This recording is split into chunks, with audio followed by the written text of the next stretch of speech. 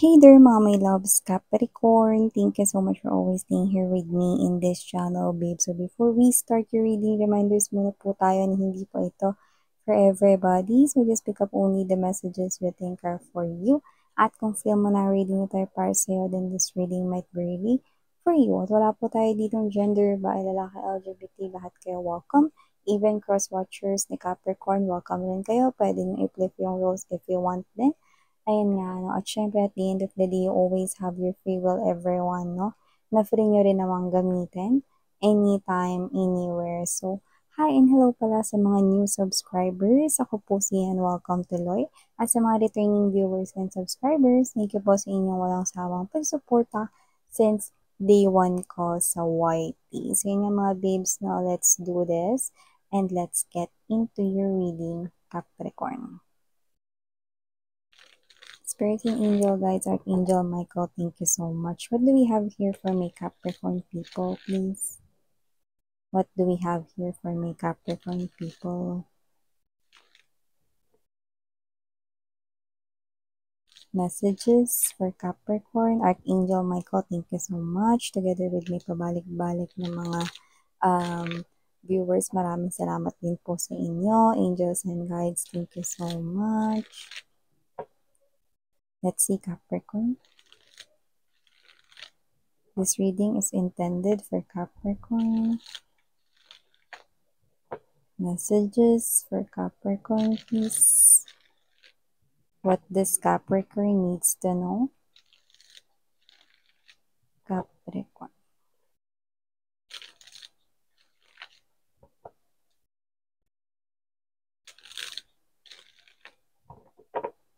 Okay, let's go ahead and check these messages here for ya guys.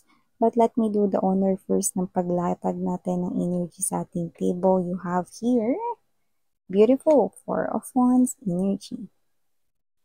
High Priestess Moon card energy.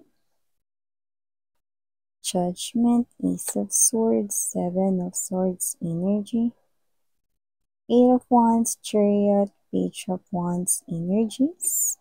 Bottom of the deck, Six of Wands, Devil, and the Magician energy. I'm seeing a lot of major arcana, so looks like God or the universe stepped in into this reading of yours. No? May mga pagbabago dito na dapat mong tantusan at abangan, at ito ay bahagi ng plano para sa iyo ni universe or ni God. Iba-iba man ang ating relihiyon, we only have one God. Alright? So, I do see Capricorn mga babes, no? Possible na kayo ito na even though you are single, for may single Capricorn out there, this is you feel like na merong taong nakatakda for you, and yeah, you're right, no?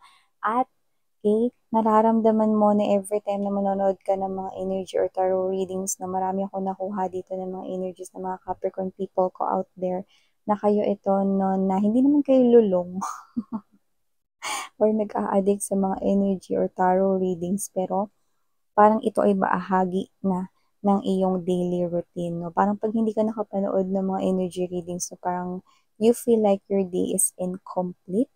Yan, no? Hindi kompleto yung araw mo kapag hindi ka nakakapanood ng mga energy readings. No? And kahit single ka, alam mo sa sarili mo na may taong nakatakda for you, and yeah, you are definitely correct. Because nakikita kita ditong maikakasal, no? At nakikita ko na yan ay supposedly mangyayari 2025 going to 2026 right here. And that person is coming in, no? Nararamdaman mo na siya, no? Ang presence niya, nararamdaman mo na ngayong 2024 because posibleng makilala mo na siya before this year 2024 ends. Others before tumapak ng Burr months, or yung iba naman ay Burr months mismo, and I'm picking up more likely November, October kinda thing. Wow! So I do see that this is something here, no, na alam mo sa sarili mo na may nakatakda for you, and yeah, you'll definitely get married, no, with someone here meant to be in your life, Capricorn. So, advanced congratulations, sweethearts! Sa iba naman, no, nakita ko dito na may ka-in relationship kayo, posibleng naghahanda na kayo for your wedding, kasi yung iba nakakuha dito ng proposal, engage na, no? Pwedeng yung iba, na-engage kayo last year or ito, no? Na past few months, no? So, congratulations mga babes. At nakita ko na nag-aayos na kayo dito. Sino mga pupunta, dadalo, yung guest list, sino yung mga bridesmaid, mga ganyan, no? At sino yung mga abay, blah, blah, blah.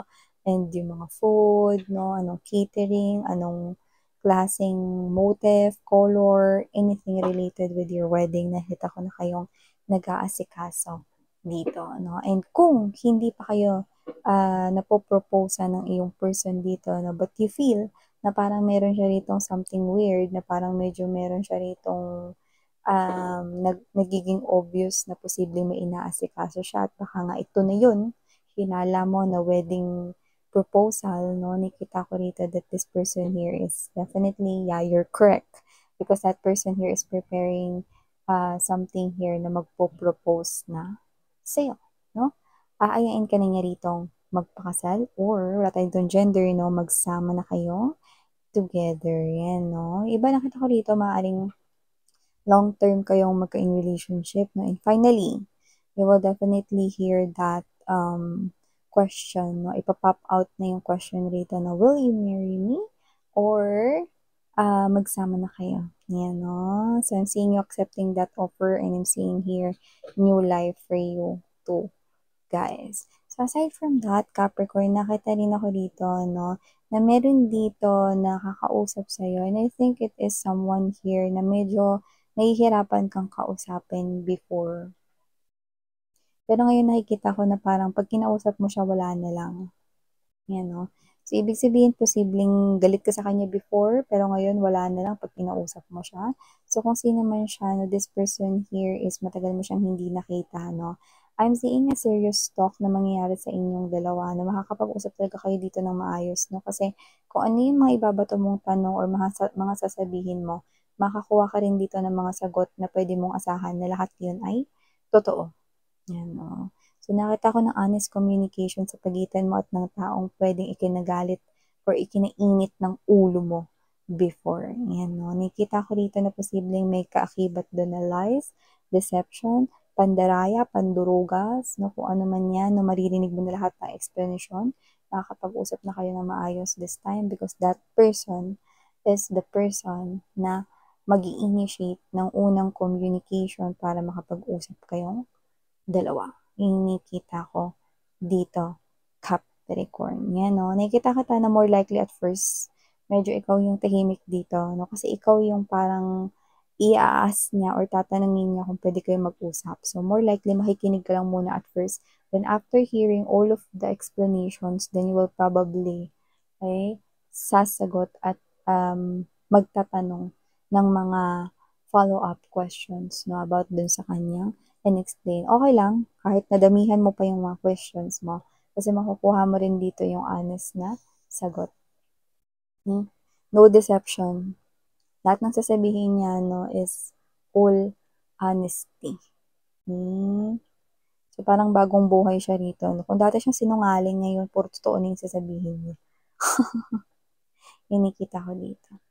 At nakikita kita dito na posibleng maimbitahan ka, no, sa isang parang maaya ka lang, inuman, party, birthday, yan, no, yung nananahimik ka lang sa bahay ninyo, Capricorn, tapos may susundo sa'yo rito, sasabihin, "Uy, tara, inom tayo dun, or tara, birthday ni ano, yan, no, yan." So, nakita tayo ng ganun, no, that is a simple message, pero nakita natin yun sa energy ninyo. Kasi kayo to na parang relax na relax ka sa bahay nyo, tamang pahinga lang muna, chill lang, no, habang kayo ay nanonood, kumakain, or whatever, no, tapos biglang may mag-aaya dito, no, alam yung bahay ninyo, pupuntahan kayo, no, kasi parang kayo yung klase ng energy na pagka chinat or tinext lang yun, okay, lalo na kung iinom, parang hindi kayo man aaya, pasa ko dyan, parang, ay, sa susunod na lang, no, pero pag pinuntahan kayo at sinundo talaga, doon talaga sasama kayo. Ganun yung energy ninyo, kaya mukhang mga closest friends mo ito. Yan. Or mga tropicals, mga ganyan. No? So, nakita ko dito, Capricorn, no, na meron dito na possible na travel, pero hindi ikaw yung magta-travel. Meron ditong energy na magta-travel papunta sa'yo. Yan, no? At itong klase ng energy na to ay may dalang or hatid na magandang balita with the Page of Wands energy. This person here, pwedeng sariling kotse niya yung gamit niya or sasakyan. Pwede may motor din siya dito. Pero posibleng kahit wala, na-pick up kasi natin na may sarili siyang sasakyan, no, or motor, no, kaya binanggit natin. Pero any transportation would do. Nakikita ko dito that this person here is coming towards your way. At nakikita ko dito na itong person na to no, is may bitbit siya rito magandang balita sa'yo. Pwedeng may kinalaman sa kaperahan niya, no, yun ang pinakamas nakukuha natin dito because nakita tayo ng recognition rito at isa ito sa mga manifested mo rito na gustong mangyari sa yung kaperahan. So, maaaring ito na yung opportunity hinihintay mo no, na marinig, no? Coming from this individual here, baka naman ikaw to na, alam mo yung energy example. Uy, pre, baka may open sa inyo na ano baka pwede mo na akong i-ano dyan, you know, i-refer dyan, yan, no? Ay, wala pa eh. Parang may iniintay kang ganun, no? So, if that is the case, then probably, okay, that is one of the best example, no, dito. So, nakita ko na inaantay mo dito na pag-open or vacant position is mabubuksan na, no? Tapos, i-repair ka pa niya. Yan, no? Nakita ko na kung ito ay sa larangan or I mean sa area ng iyong salapi or pananalapi, nakikita ko dito na ito ay mas malaki compared dun sa kita mo sa previous mong trabaho. So, hindi ko alam kung yan ba ay negosyo or ipapasok ka sa trabaho. Yan, no? So, nakikita natin dito, no? And lumalabas kasi yun ng manifestations mo. At nakikita ko dito na syempre kapag manifestations mo lumalabas na wish or pangarap mo, no? At makatutulong ka dito more likely sa iyong family, no? Because of that Capricorn. Yan, no? Ibig sabihin, mas malaki yung kikitain mo dyan compared dun sa usual mong kinikita. Yan, no? So, maliban siya, nakita ko rito, no, ng energy na someone na, ito, parang may age gap rito, Feeling ko malaki yung pagkagusto sa'yo nitong tao na to, no? May success siya, tsaka parang ilang beses na rin siya rito na nakakuha ng achievements sa life. Posibleng matanda na talaga ito, no? Like, matanda talaga to sa iyo, sa edad. Marami na siya dito na-achieve, no? Pero, ang kulang na lang sa kanya dito ay love, no? Pwedeng noon na ikasal na rin siya, pero pwedeng hindi. Binanggit ko rin na ikasal kasi posibleng yung iba sa kanila, no, is na ikasal talaga. Yung iba naman, posibleng hindi. Pero gayon pa man, no, nakuha ko rito ang strong age gap. Posibleng magkagusto or nagkakagusto itong person na to sa'yo. Yan, no? Meron ditong malaki yung agwat ng edad ninyo. Nagkakagusto siya sa'yo ng palihim rito. At nakikita, malaki yung age gap ninyo. Yan nakikita ko dito. Okay? And this person here is not yet revealing his or her emotions and feelings for you. Okay? Kasi siguro dahil malaki yung age gap ninyo, nakikita ko din yun kaya tinatago niya yung sekretong ito with the moon card energy, no, pinipilit niya na wag itong maging obvious sa'yo, pero gusto ka niya. Gusto ka niya bilang isang babae, bilang isang lalaki, bilang isang karelasyon Capricorn. Kung sino siya, ewan ko lang, no, kung nagtatagumpay siya rito na i-hide yung kanya ritong pagkagusto sa'yo, pero tingin ko, nahuhuli mo rin siya nakatingin sa'yo. Okay? More likely, more on tinitingnan ka niya, sinusulyapan ka niya, taking glances talaga. Okay? Pero yung more likely na action na sunod-sunod na nagpapapansin sa'yo, hindi niya yung ginagawa kasi ayaw niya maging obvious. Yan, no? Tsaka parang may pinoprotektahan siya rito na ayaw siguro niya ikaw machismis, rumors, gossips, yan, no? Nakita ko dito. Pero, yun nga, hindi yun mag-resonate sa lahat. Kaya naman, just take only what resonates. Capricorn, yan, no? Nakatanin ako dito ng celebration sa bahay ninyo. Ewan ko, meron ba dito parang may pregnant ba sa family or may nangyaring maganda sa family member. Nakita ko dito ng kainan, handaan, no? So, posibleng meron dito sa family member na may announce na magandang balita, no? Tapos, may handaan dito, salo-salo, ganyan. Doesn't have to be na grandiosa ito. Pero, may salo-salo, kainan, ganun, no? Pwedeng magluto kayo sa bahay ninyo, no? Tamang celebration lang, or kumain kayo sa labas. Yan, no? Kumbaga parang celebrating that good news, yung nakikita natin dito. Yan. So, nakikita ko dito yung iba, no, congratulations, natapos nyo na yung karmic ninyong debt, no? Yung iba na na-involve sa kanila ritong walang kwentang ex, no? Yun, nabayaran nyo na yung karmic debt ninyo. Kaya nga, di ba, nakita ko rito na meron ditong energy na yung love of your life is parating na, di ba, kagaya ng unang message na binanggit ko sa inyo, bungad netong reading ninyo, di ba? So, nakita ko rito na congratulations, tapos na kayo with that karmic debt, and now you're receiving here the love of your life. Yan, no? And also, nakita ko rin dito, Capricorn, no? Yung iba sa inyo, magpapakulay ba kayo ng buhok, magpapalit kayo ng hairstyle, haircut, no? Nakikita ko na mas babagay sa inyo yung bago ninyong gupit or ayos, no? More likely sa hair ninyo, may gagawin kayo. Yan yung nakikita ko dito, no? At yan yung nakikita ko dito ang susundan ninyo. Kumbaga parang pag humaba na yung buhok ninyo, ulitin nyo ulit yung ganong klaseng hairstyle or haircut. Yung iba naman sa mga boys, no, pwede nyo ayos ng hair ninyo, baguhin ninyo, no? Kunyari yung hati is sa kaliwa, ililipat nyo ng kanan. Kung ano man yan, no? Nakita ko dito na meron ditong mas bagay na bago, yan, no? Sa inyo at yun na yung itutuloy-tuloy ninyo. Yan, no? Something new. And I think it has something to do with your hair. Yan, no? Pero iba, it could be, your clothing, the way you carry yourself. Yan, no? Meron ditong nag-improve at mas lalo kayo ditong nag-glow up, no? Parang nag-glow ang inyong face. Yun yung nakikita ko dito. So, yeah, those are all the messages we've got right here for you, sweethearts Capricorn.